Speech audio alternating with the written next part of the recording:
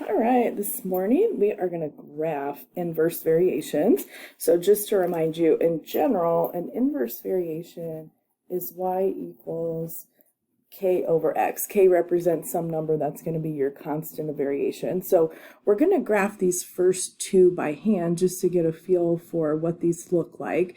And these are going to be non-connected, what we call branches that appear in two different quadrants of your coordinate plane. So actually, before I start to graph, I'm just going to draw a little tiny x and y axis over here just to label the quadrants. If you don't know this, this is going to be important for how to remember where to place these branches we're going to graph today.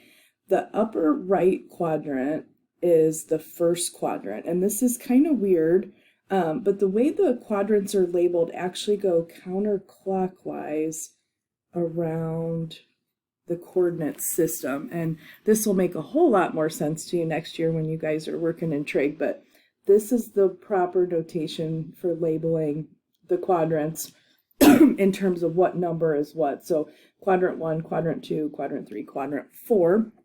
And then just to make a little reference for you, if you're in quadrant 1, both your x and y coordinates are positive. If you're in quadrant 2 over here, you had to go left, so the x coordinate's negative, but you have to go up, so the y coordinate's positive. If you're in quadrant 3, you have to go left and down, so both x and y are going to be negative in that quadrant. And then finally, in quadrant 4, you have to go right, so your x value is positive, but you have to go down, so your y value is negative. So those will be the general signs for the points in each of the quadrants. Now, I went ahead and pre-made a table for us to practice this with. If any of the points have a decimal or fraction as a coordinate, we're just going to do our best to estimate where that's going to fall. So it doesn't have to be perfect. Many of these graphs are going to have points that are not nice values. So just keep that in mind as you go through and work on this today. So I'm going to start with, and I kind of split the table because I want to kind of graph a lot of points on this so you guys can get a really good idea of what the graph looks like. So what I've got going on here is we're just going to have the negative coordinates in 0 over here, and we're going to have positive coordinates over here. So this is just kind of a split table. I put the graph in the middle. All right, so I'm pre-planning these x values. You can use whatever you want. I just used some values that would appear on the window of the graph we're provided with here. So I'm literally just plugging these x values in. So this would be 1 over negative 4.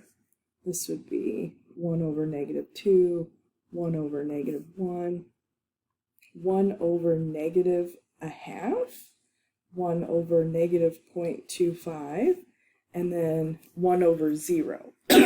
So other than the very last point, I just want you to keep this in mind so it doesn't apply to this last one because we're plugging in 0 there. But other than that, I always have a positive number, which is 1 is my k value on top, and I'm dividing that by a negative number. So that's going to result in a negative number every time, just not for this last point where we're going to plug in 0. So all these guys should be negative. So if you prefer a decimal, that's totally fine. This would be negative 0.25. This would be negative 1/2. This will just be negative 1. Now, when you start dividing by a fraction, I always like to think about this in terms of money. So 0.5 is like 50 cents. So this is taken like $1 and it's negative here, but we would divide it into 50 cents. So there's actually 2, it's negative here. The other way to think about that, if you divide by a half, it's the same as multiplying by the reciprocal. So if I divide by a half, it's the same as multiplying by 2. Here, if you want to think about splitting $1 into quarters, or if you want to think about I'm dividing by 1/4, and so that's the same as multiplying by 4. So this is going to give us a good general shape over here. But before I do that, I just want to say this to you. If I divide by 0, if you actually tried to do that on your calculator, it wouldn't let you. It would tell you it's undefined or it's an error message because you can't divide something into 0 pieces. So it's not okay for us to divide by 0. This is undefined. I'm just going to write UND to abbreviate that. But this is what's going to happen on this graph. Where we have this, we can't have a graph, so it's going to create an asymptote like we were working on in our exponentials and logs unit. So let me come over here and I'm going to graph these so you can kind of see how this takes shape. So just kind of negative 4.25, just kind of estimate that. And then negative 2, negative a half, kind of right in here. Then this is the only nice point, negative 1, negative 1. All right, now I'm just going to kind of go halfway across for the half down to negative 2 and kind of halfway there for 1/4 and down to negative 4.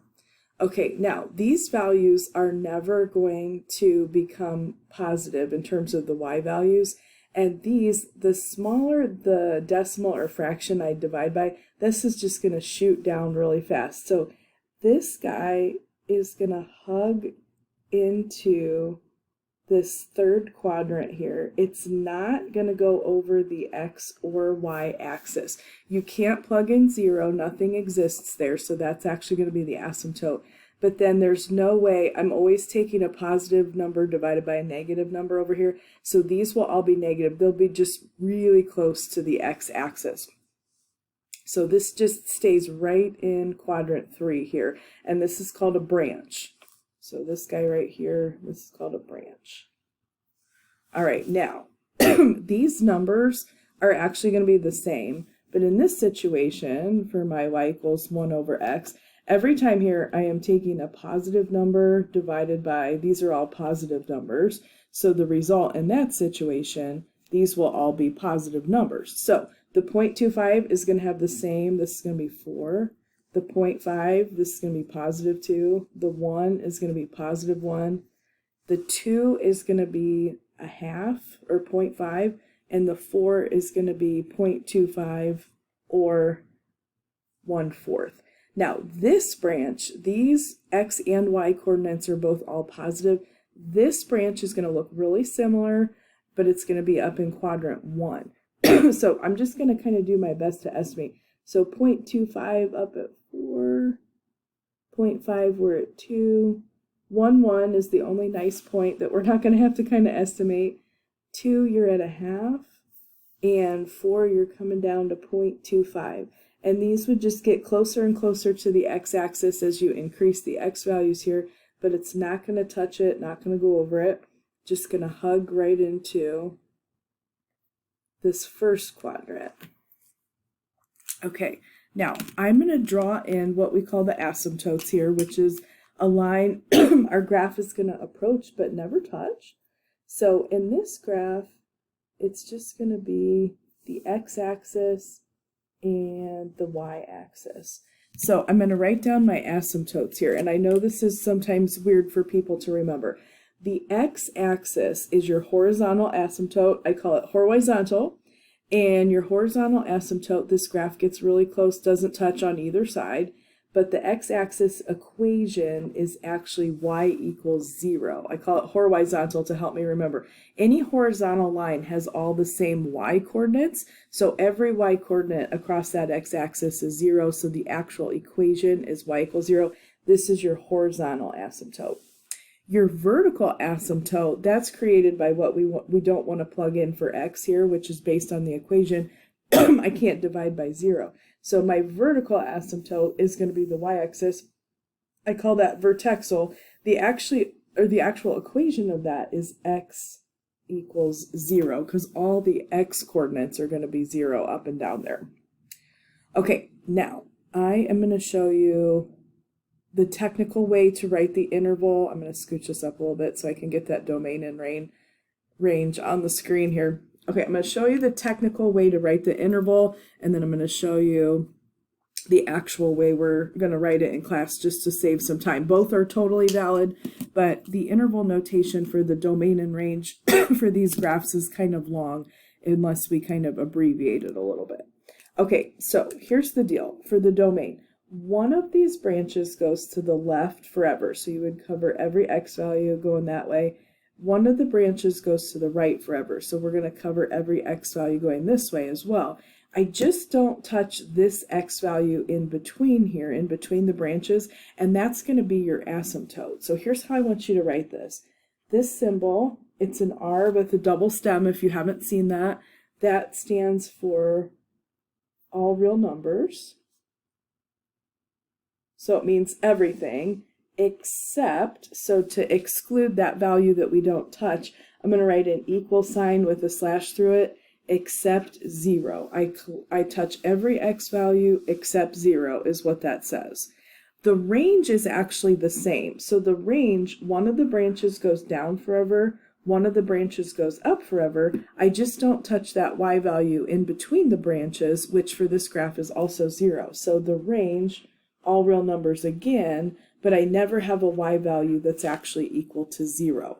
Now, if you're interested, I'm going to show you the technical notation. Both of these, the interval, you would write it as negative infinity to your asymptote, which would be 0 for both of these. And then you'd put a little union symbol, and then you'll have your asymptote, which is 0, and to infinity. Now, this is saying we're just excluding 0. Is that what that notation means? But you're welcome to use this because that's a little bit faster to write down than writing a couple intervals there. But just wanted to show that to you.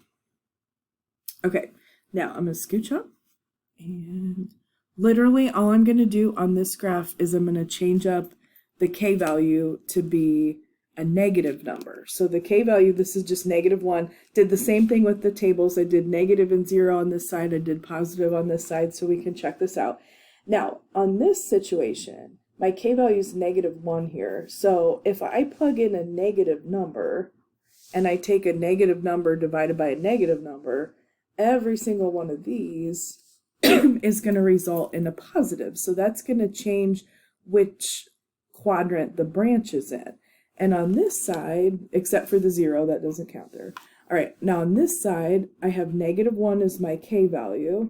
So I'm going to take a negative number divided by a positive number every time if I plug in any positive x values. So that's going to result in all the y values being negative in this quadrant here. Okay, so what this does, I'm going to pull this just back down just a teeny tiny bit so you can see the first graph. When I change that top value to a negative, that is going to be called a reflection over the x-axis. So what's going to happen? This branch flips up and this branch flips down. So up here, my branches were in quadrants 1 and 3. When we do this graph, we're going to be in quadrants 2 and 4. So now I'm just going to copy some numbers here from those previous tables. So if I plug in 4, this is going to be 1/4 or 0.25. This is going to be 1/2 or 0.5. This will be 1. This will be 2. This will be 4. Now, again, I cannot divide by 0. So in this situation, -1 divided by 0, that would give you an error message if you would actually try to do it on your calculator. So that's undefined, and that's going to be where you're going to have your asymptote. Now, these guys, these are all going to be negative, same numbers as I have above, just -4, -2, -1, -1/2, and -0.25. So I'm just going to pause this, take a couple seconds, and graph the two branches in this graph we're working on here, -1 over x. All right, and I kind of paused it and cheated a little bit, but this is going to be really similar. It's just going to hug right into this quadrant here. Here I'm in quadrant 2, so there's my branch in quadrant 2. In quadrant 1, we're just going to use negative y values because I'm taking -1 divided by each of these, so that creates a negative value. So 0.25, you're down, just estimate best you can, -4, 1/2, you're down at -2. 1, -1 is one of the only nice points on this graph, the only nice point on this branch. 2, -1/2, 4, -0.25. And so this branch, just do your best, don't draw it over the x or y axis. This is going to hug into quadrant 4. All right, now the asymptotes are actually going to be the same as the graph we just did. So here's my vertical asymptote, that's x equals 0. Here is my horizontal asymptote, that is y equals 0. And I'm just highlighting these so you can see them really well. So we're going to get close to these, but never touch, never go over. So same asymptotes, y equals 0, horizontal, x equals 0 is the vertical asymptote. And I know the branches are in different quadrants, but the domain and range actually are the same for this graph. On this graph, this branch points left forever, and this branch points right forever. So you still cover everything except that x value in between the two branches, which is your asymptote, which is 0. So all real numbers, but not 0. We're going to touch every x value, just not 0. Now, the y values for your range is going to be affected by this horizontal line. One branch goes down forever, one branch goes up forever. I don't touch in between the two branches, which is your horizontal asymptote. So y equals 0, they're all reals, but we're not going to touch 0. Now, for this part at the bottom of the page, I'm just going to pull up Desmos really quick to show you guys just how changing the k value on top is going to affect the branches on the graph. So just keep this in mind. I'm going to pull Desmos up real quick here. Maybe. Here's Desmos. And you guys can do this on your computer as well if you want to. Just desmos.com anytime you want to get an idea of a graph. All right, so here's what I'm going to do. I'm going to write y equals 2 over x. Whoops, we're going to actually divide. So that's that red graph right there. Now, what happens as I increase that k value? So just what does it look like differently? So if I do y, can't type, y equals 4 over x. And you can see the branches take the same shape, but they're just a little bit further away from the origin. Same shape, same quadrants for the branches, same asymptote, same domain and range. It's just pulled a little bit further out. If I increase that again, let's say the k value was 8, I think is what it said on the notes. And you guys can see, just, I'm going to pull this graph in just a little bit maybe. Just as I increase that value, it's same asymptote, same domain, same range. It just pulls away from the origin. It's still going to get the same, cover all your x values, all your y values, except your asymptotes. It's just that curve that hugs into the origin there, into the center of the graph, is going to just be pulled away. Now, if I did a really big number, let's say I did like y equals 100 over x, and you guys can see it's still, here I'm going to scrunch this in so you can see it. It's that same shape, it's just farther and farther away from the origin as you increase your k value. Now, all that's going to happen, the second part of that question just says, what if we make the k value negative? Well, I'm just going to switch these up real quick. Literally all it does, it's just going to switch these branches into different quadrants. They would be exactly the same distance away from the origin. It just switches everything to be in quadrants 2 and 4. So let me go back to this real quick. So how does increasing the k value affect the graph? Basically, it pulls the branches away from the intersection of the asymptotes. Pulls the branches just further away from the intersection of the asymptotes. Now, the reason I say it that way instead of the x and y axis is because we're going to shift these on the back, and so the asymptotes might not be the x and y axis, so I didn't want to say the origin there. Now, all switching up your k value to be negative does is that causes a reflection over your x-axis. It just switches which quadrant each of the two branches is in. All right, now on the back here, we are not going to plot specific points on these graphs. We are just going to talk about where the graph would shift to based on the equation. And sorry, I'm not at the top of the page, but before we start this, I want you to remember from the front, if the k value up here in your y equals k over x is positive, your two branches are going to be in quadrants 1 and 3. If that k value is negative, your two branches are going to be in quadrants 2 and 4. But we're just going to sketch these branches the general shape.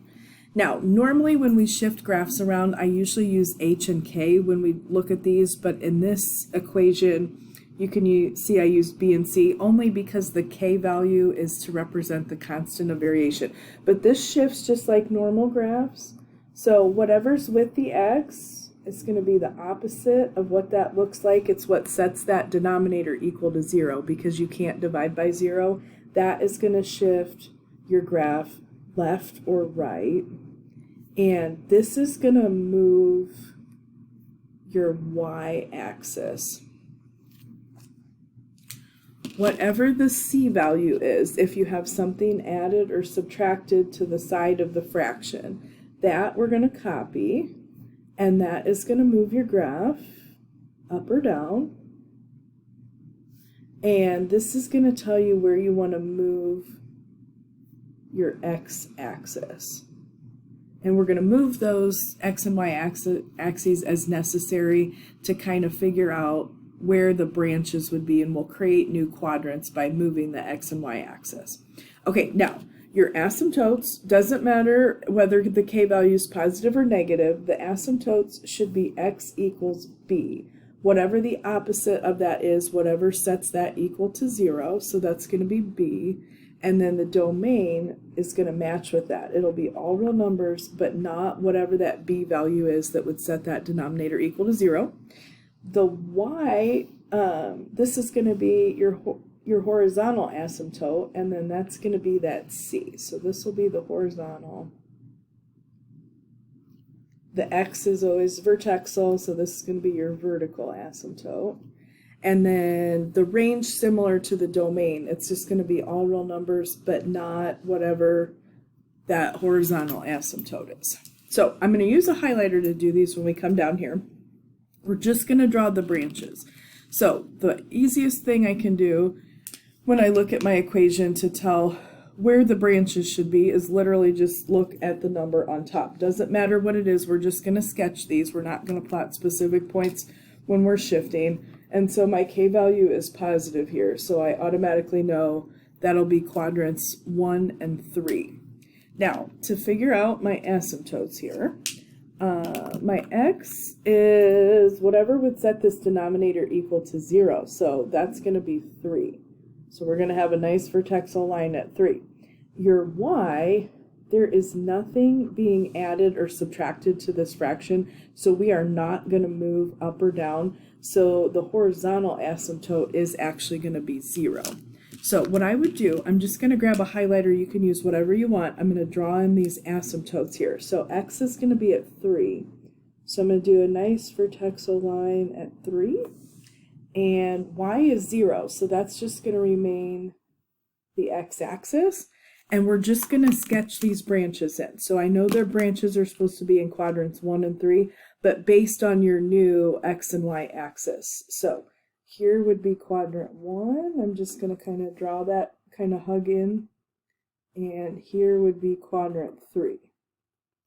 It doesn't have to be specific points. I'm just going to look for the general shape of the branches kind of hugging into your quadrant, and then try your best, don't draw the branch to go over either one of those asymptotes. My domain, all reals, but right in between the branches I don't touch 3, that would cause us to divide by 0. And then for the y's, one branch goes up forever, one goes down forever. We're not going to touch in between, which for this graph all the y values would get covered but not 0. Okay, so when I graph these, first thing I want to do, figure out the quadrants. So that's totally just based on your k value. My k value here is 4 again. So these branches are going to be in quadrants 1 and 3. In terms of looking at my equation here, my value that would cause us to divide by 0, there's nothing added or subtracted to the x, so that's actually just going to be 0. Over to the side here, I have plus 2. That's going to shift the graph up 2 units. So the y asymptote, your horizontal, is going to be 2. So x is 0. That's just going to keep your y-axis right where it's at. Plus 2, we're going to move our x-axis up to positive 2. That's y equals 2. And then our branches are going to be in quadrants 1 and 3, but based on our new quadrants that we drew from our asymptote. So here's quadrant 1. Here's quadrant 3. And my domain should be all real numbers, but not the x value in between. It's what would set the denominator equal to 0. Can't divide by 0, so in this case it is 0. So all real numbers, but not 0. And then for your y's, one branch goes down forever, one goes up, but we don't touch in between. And that's going to be your horizontal asymptote, which is going to be all real numbers, but not 2. All right, now both of these guys at the bottom are tricky because we've got what we call a diagonal translation where I'm going to do either left or right and up or down in the same problem. So again, first thing you should do, just real quick, what is your k value, whether it's positive or negative? So it's 4 again for this question. So as long as it's positive, that'll tell me my branches are in quadrants 1 and 3. Okay, now my problem number here for the denominator is going to be 2, so that's going to be my vertical asymptote.